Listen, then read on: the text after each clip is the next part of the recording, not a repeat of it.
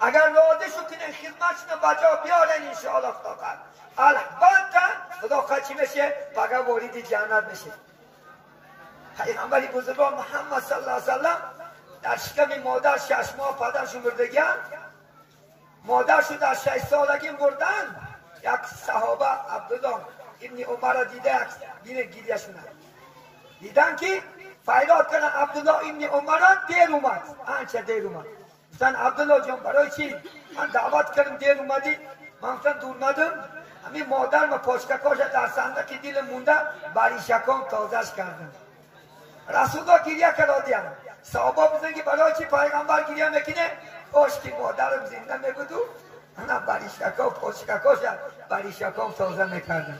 پیغمبر مادرش شنیدم دلش گم زد و جد. امروز ما مادر زنده است قدرش نمیرسه.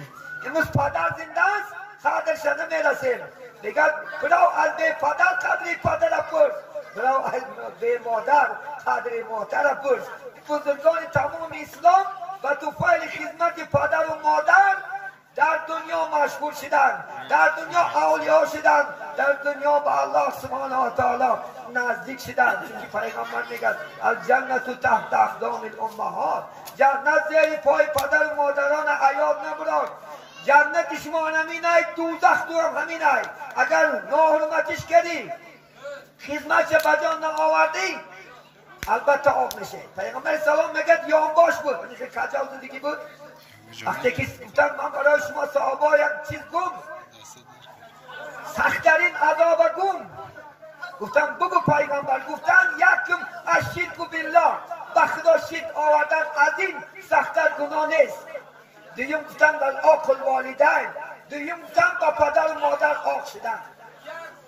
میگن رسول الله کجا بود؟ میگن خسته شیش. دویم گفت میگه که شهادت بر دروغ دادن. دیگه با تکرار میکرد میگه صحابه گفتن کاش که محمد خاموش میشید. باقی والدین الله نمیگذارد برادران. یاد نبراریم انشاءالله خدا خواهد برمین در این دنیا خدا خواهد نماز خوانی با اگر این کارا را نکنی الله نمازتم قبول نمیکنه. نماز با توفیل پدر و توفیل دعای مادر انشاءالله خدا خواهد قبول میشد. حتی حضرت موسی بعد مادرش وفات کردن بعد الله گفتش موسی اکن خودت احتیاط که دعا بود برفت. تا وقت مادر زنده بود در حق دعا میکرد من از هر گونه آفت و بلا نگه میداشتم. اکن خودت احتیاط که مادر رکت برفت. بینه پیغمبرها را انشاءالله حتی از موسی گفته که کیا خدمت کنم مادرت تا 7 بار مادرت.